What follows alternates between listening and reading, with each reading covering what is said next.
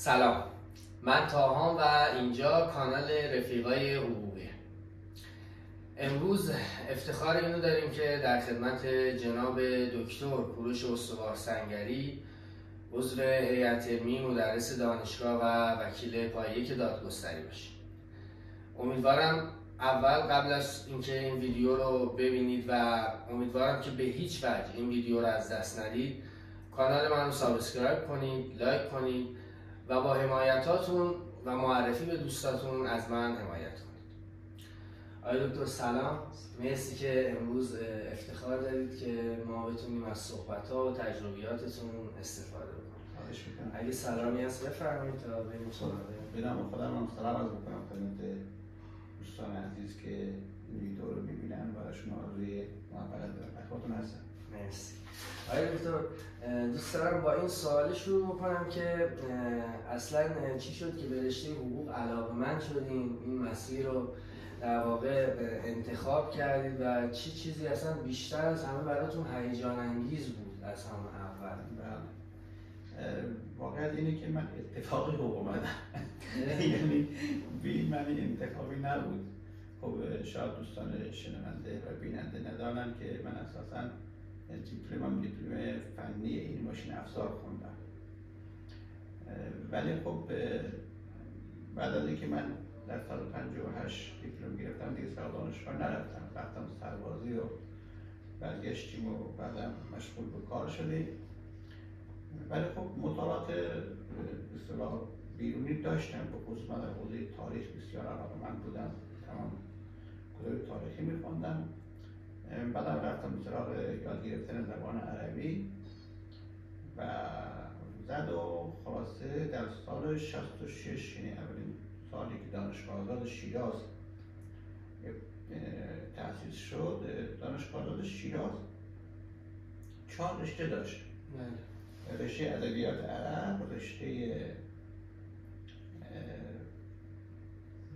حقوق، اقتصاد و زبان.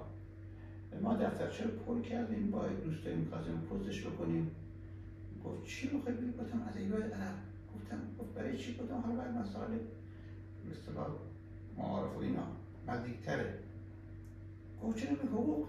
گفتم حقوق چیه؟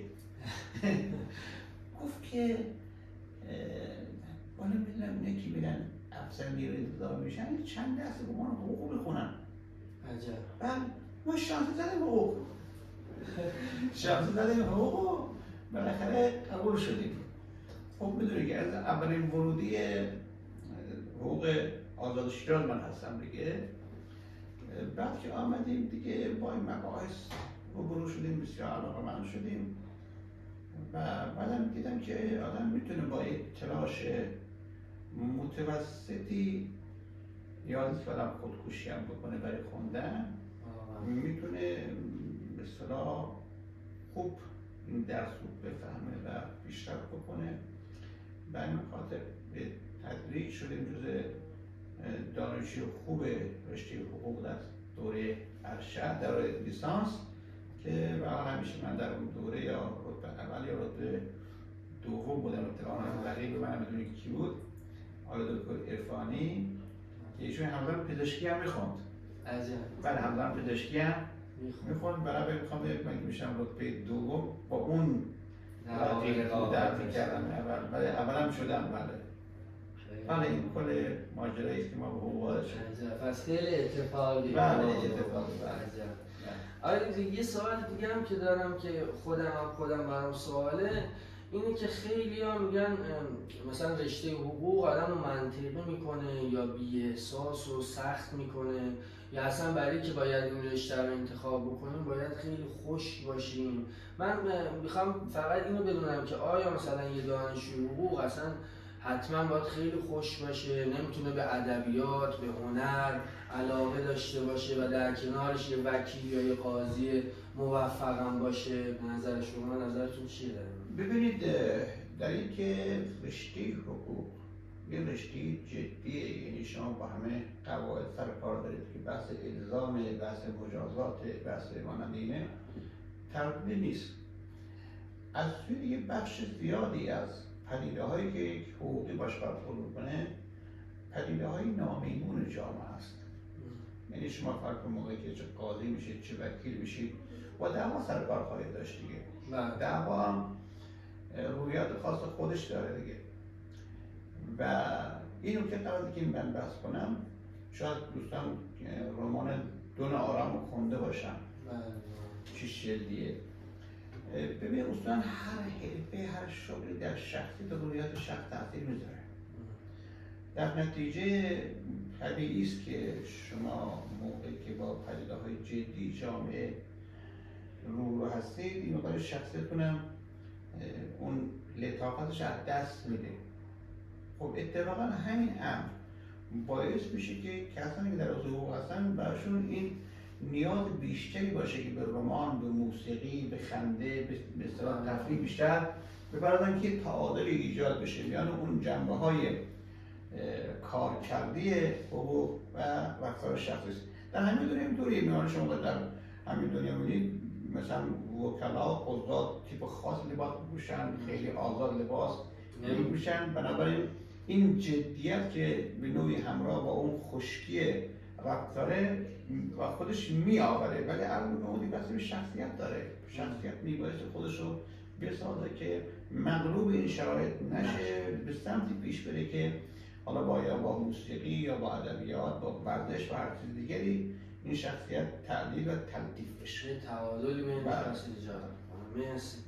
بعد خودتون استاد اگه به عقب برمیگشتین چه کاری رو بیشتر انجام میدادید و چه کاری رو انجام نمیدادید؟ ببینید ما ایرانی، ما نگیم ایرانی ها، ما آدم ها یا خود جامعه ما بزرگترین مشکلمون نه گفتنه. نه گفتن. سخت نه میگیم. به همین خاطر من قطعا اگه برمیگشتم به خارج زندگی همین نه ها بیشتر میشد، چون میدانم که مشکل جامعه ایرانی این است که ما همش میگیم بله، نه همون باید بیشتر میشد. این یک مطلب. مطلب دیگری که خب طبیعی است که ما به لحاظ اون پایگاه اجتماعیمون خیلی اشراف مسائل دیگه نداشتیم. طبیعی است که موقعی آدم آگاهش بیشتر میشه میتونست انتخابای بهتری هم داشته باشه.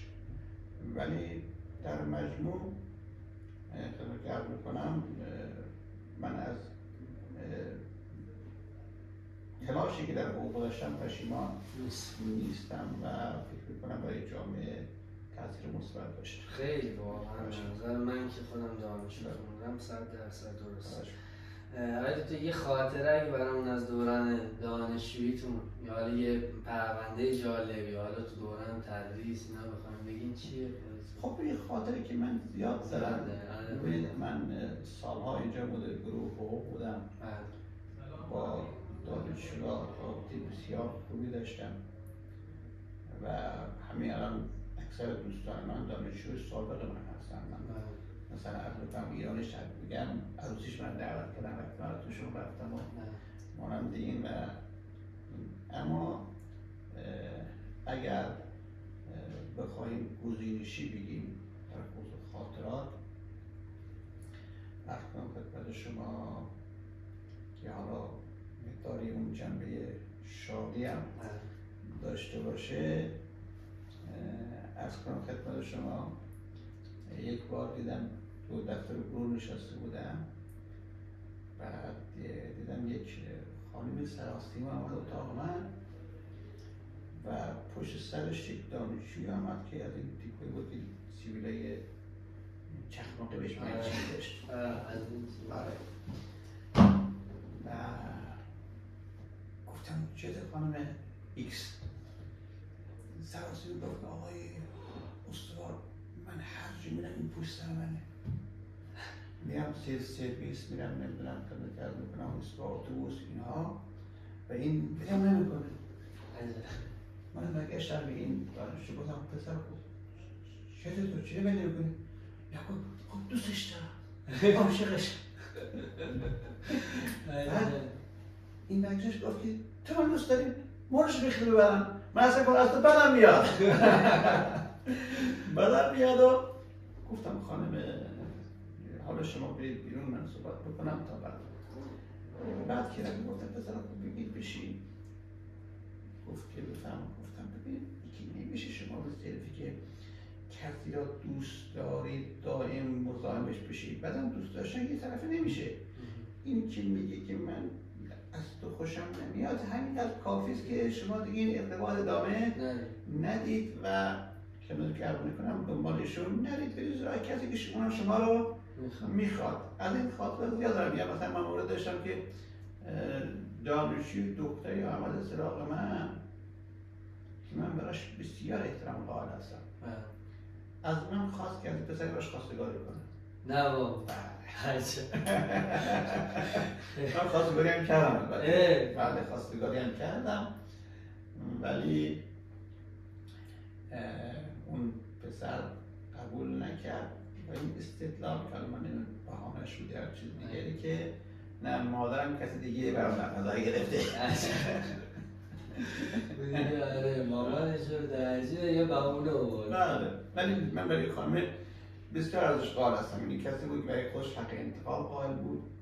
چون برای خلاف عرف جامعه ما که خانم‌ها می‌نشینن تا کسی خواستگارشون کنه، اون انتخاب کرد که چرا من بشینم کسی بیاد سراغ من میرم سراغ اون که دوست دارم. آره جالب واقعا. خیلی یه چیز نادر و عجیبیه.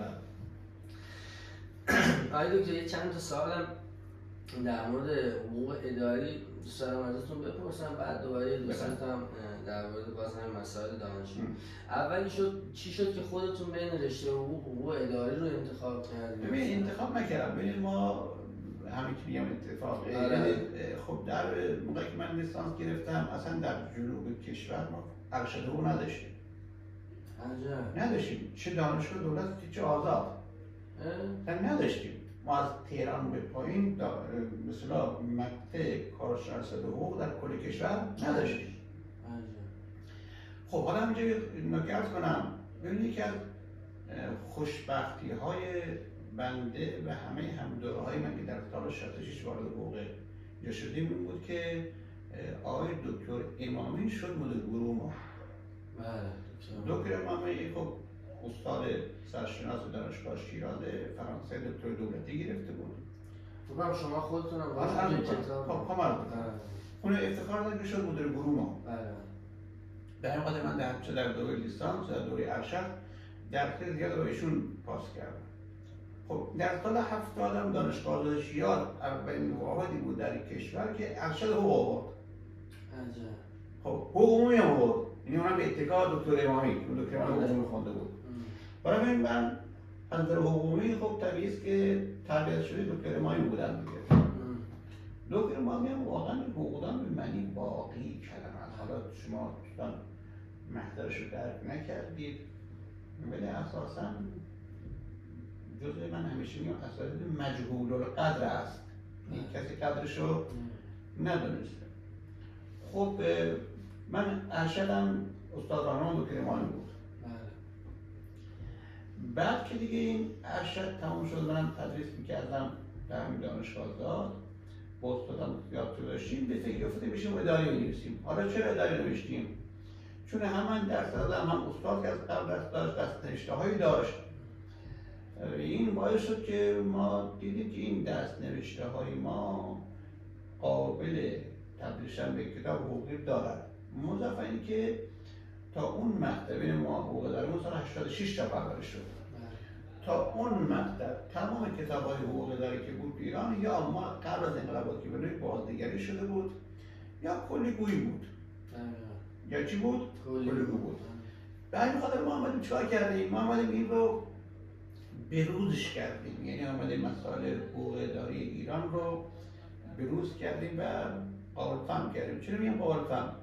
چون بسیار از مفاهیم حقوق اداری ما مفهوم ترجمه‌ای است. یعنی چون مثلا فرانسه مطرحه ما ترجمهش کردیم بدون اینکه دقیق نشه بشیم آیا این مفهوم حقوقی در جامعه ایران قابل لمس ملموسه اصلا میفهمه. برایش مثال رو دارم خدمت شما. مثلا در حقوق اداری فرانسه مفهوم داریم مثل پلیس اداری. خب من سال اول راجع پلیس اداری تو کلاس صحبت می‌کردم ولی واقعا به دانش قابل فهم نیست، قابل لمس نیست. تو ذهنش از پلیس انتظامی است، نیروی انتظامی است. در که در حقوق اداری فرانسه پروسه‌داری مفهوم خیلی وسیع‌تره در جامعه ایران ملموس نیست، یعنی بین بومی نیست. خب ما باید از این مفاهیم صرف نظر کردیم، مفاهیم جدید به کار بردیم و ساختار کتاب حقوق اداریمون تغییر کرد و این شد که این کتاب مورد استقبال واقع شد. کتاب اول که نوشته شد من خب به پایان نامه عرض شدم به نوعی راجع به قراردادها بود که بخشش قراردادهای اداری یا دولتی بود. خب همین هم شده سنگینه که بریم جلد 2 بنویسیم. جلد 2 میدونید بخش اعظم از کتاب حقوق اداری ما جلد 2 قرارداد اداریه و این بود که دیگه تو این مسیر چون بیشتر مطالعه کردیم و کار کردیم، خصوصا که من وکیل شدم در حوزه دیوان خودم کار میکنم، این هم علاقمندی هم مقتضیات شغلی باعث شد که در حقوق اداری بیشتر تمرکز کنم. خیلی عالی که کتابتون افهم الان 33مین چاپش داره. 36 که میدونم الان دیگه چاپش و تو دانشگاه مختلف هم که رفرنس برای اداری.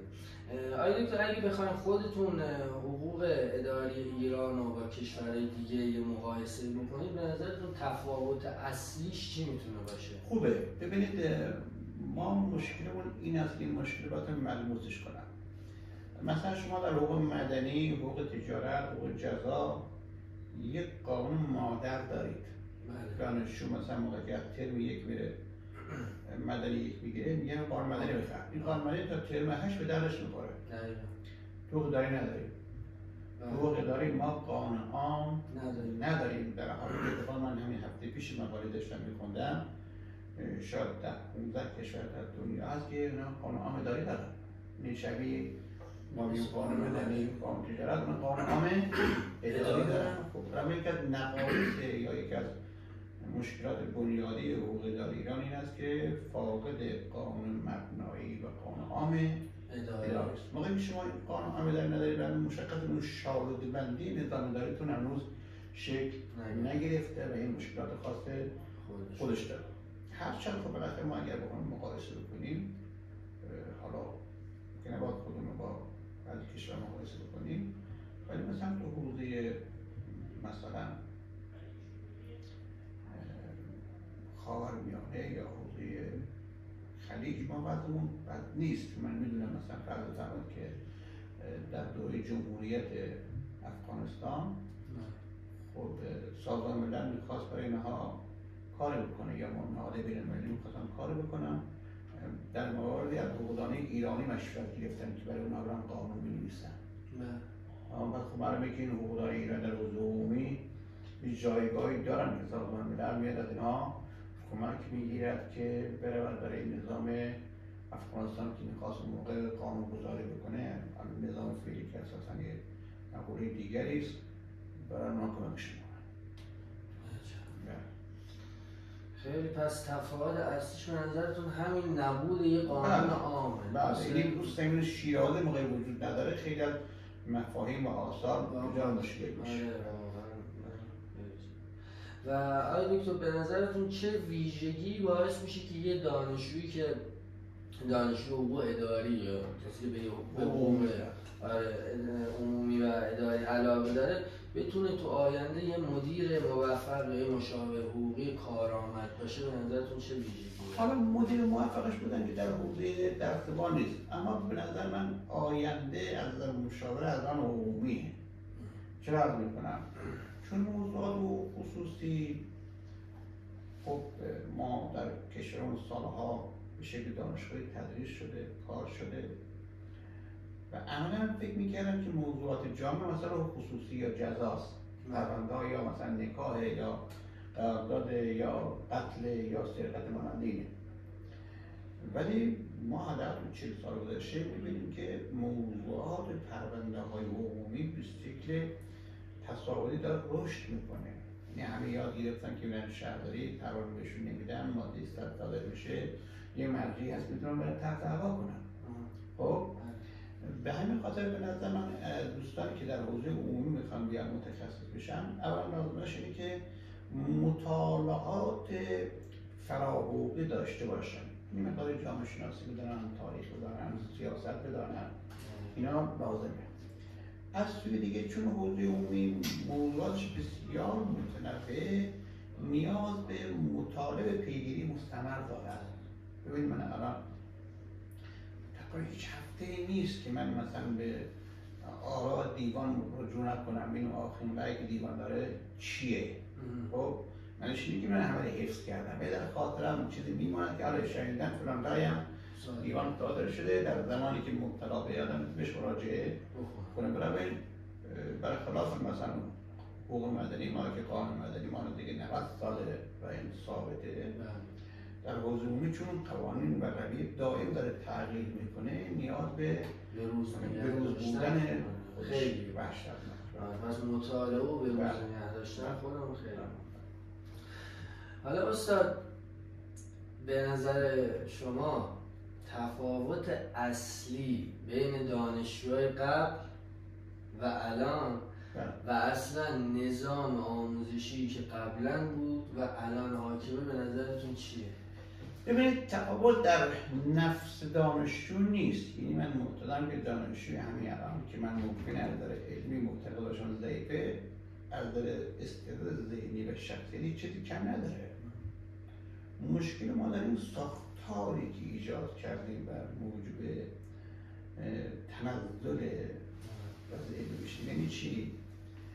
اول ببینید ما آدم ها هر چیزی که آسان به دست بیاریم قدرش نمیدونیم.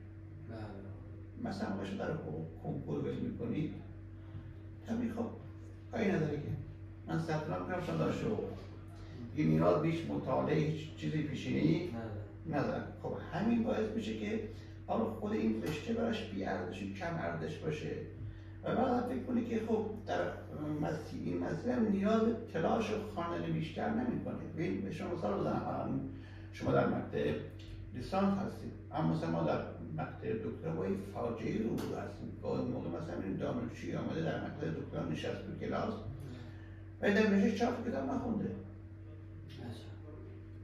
خب طبیعی است که این وضعیت موجب تنزل ظرفیت علمی دانشگاه و دانشجو میشه و این رویکرد مدیریتی هم اگر ضعیف باشه به این معنی که صرفاً هدف اینه که دانشجو به شکل عوامانه راضی نگه دارن ولی مصلحت علمیش رو رعایت نکنن، همین باعث بشه که دانشگاه تنزل بیشتری داشته باشه. بنابراین به نظر من راهش این است که ما آدم‌های سر کار بیاریم که به یک حداقل استاندارد علمی اعتماد داشته باشن. من معتقدم که ما در حال حاضر مشکل اونه که در مورد حداقل‌های استاندارد علمی رعایت نمیشه و صرفاً هدف این است که دانشجویی که وارد میشه دولتش جلب بشه، مشکل ایجاد نکنه الی آخر. ولی من معتقدم که این شیوه ظلم به خود دانشجو هم هست. یعنی کسی که اینجا لیسانس میگیره ظاهرش که معدلش خوبه ولی در واقع وارد عمل بشه ببینه که هیچ چیز نداره، خب متوجه میشه که اون هم چه آسیبی دیده. خب لازمش اینه که ما کسانی به عنوان مدیران دانشگاه حقوق انتخاب بکنیم که هم تواناییش داشته باشن هم متحد باشن به اینکه آدم‌های علمی رو استفاده کنن. عرض می‌کنم من که از بزرگترین ساعتمون تو دکتر امامی در گروه ما بود اما دیگه از دکتر امامی هم خوب ولی منش این که ما نمی‌تونیم تربیت بکنیم. باید بستر ایجاد بشه که شاگرد دکتر امامی و امامی ها بتونن رشد بکنن و بتونن مدیریت و تدریس در دانشگاه در دست بگیرن. همین این متاسفانه رویه مدرک‌گرایی که طرف میکنه که ما که حالا فلان درس نمیخوایم، ما میخوایم فلان موضوع مثلا میخوام کیفری کار بکنم، اداری لازم ندارم یا کیفری لازم ندارم میخوام اداری کار بکنم. این که منطق صحیح نیست. دانشجو باید همین حوزه ها شناخت خاص خودش داشته باشه و به تدریج اون تخصصی که مایل پیش بره. ولی ما تا زمانی که نیایم در دانشگاه یک حداقل استاندارد علمی رو رعایت نکنیم، این باید بشه که چهره عمومی دانشجوها تضعیف بشه. یعنی چی؟ ما به شکل کلی بگیم مثلا دانشجوهای 40 سال پیش یا 30 سال پیش از الان بهتر بودن. در حالی که از من منظور شخصیت دانشجو نیست، توان علمی دانشجو نیست. ما سیستم دانشگاه رو به شکلی بار آوردیم که دانشجوی 30 سال پیش محصول عمومیش از نظر علمی بالاتر از فرایند و برآیند دانشجوی وضع فیزیکی نه تو شخصیت دانشجو توان علمی دانشجو نداره. بعد مدیریت شد دیگه.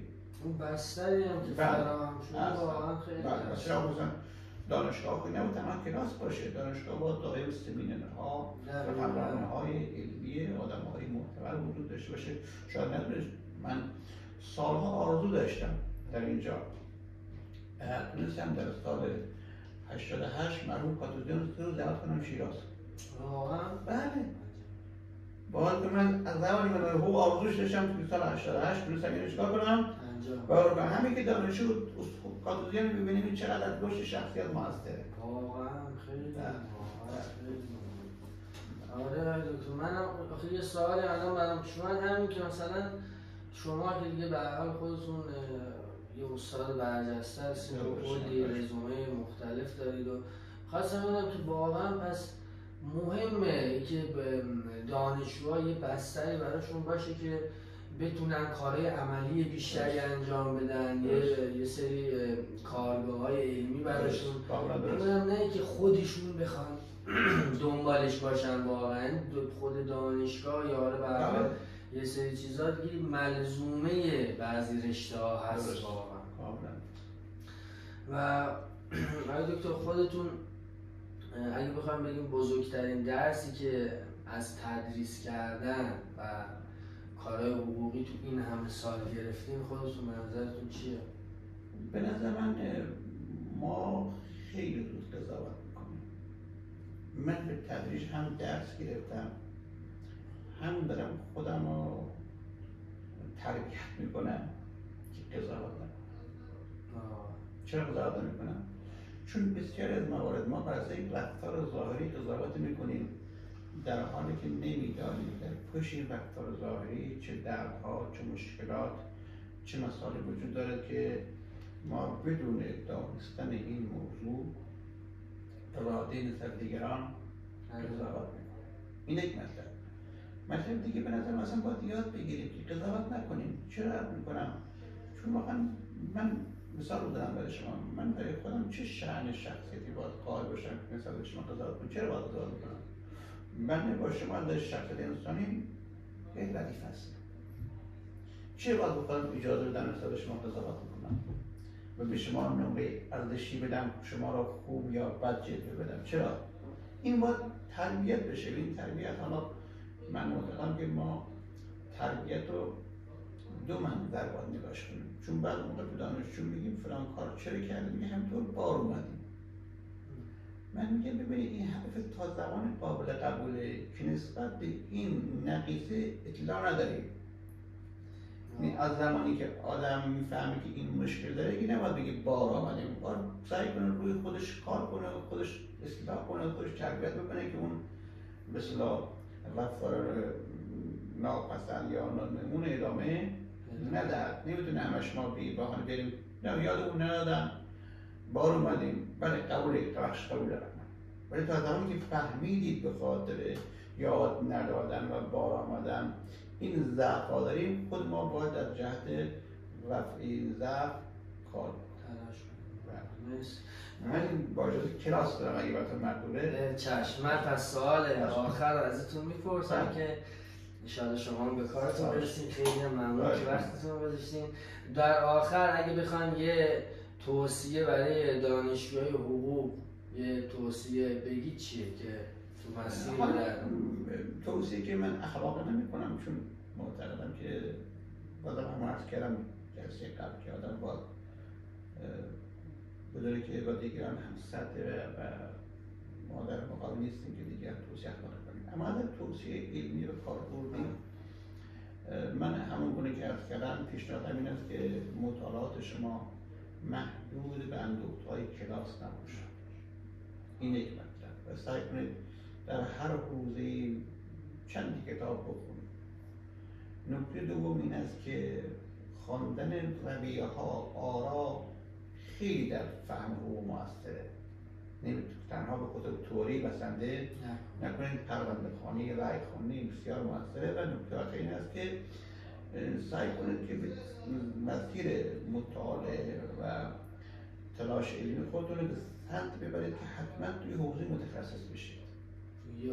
توی حوزه یعنی انرژیتون توی حوزه مشخصی متمرکز بشه. یعنی بدونید اگر در اون حوزه متمرکز شد، متخصص شد، قطعا بدونید که محصول داره، حسن ثمر خواهد بود و دستاوردش خواهند دید. خیلی ممنون. واقعا تشکر میکنم. خیلی زحمت کشیدین، وقت گذاشتین. ما تونستیم از واقعا صحبتاتون، تجربیاتتون استفاده بکنیم.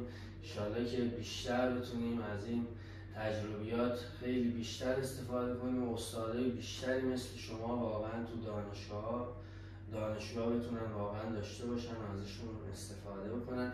مرسی از شما که همراهمون بودین و این ویدیو رو نگاه میکنید. ما رو سابسکرایب کنید، به دوستاتون معرفی کنید و منتظر گفتگوهای دیگه با اساتید و وکلا باشید. مرسی.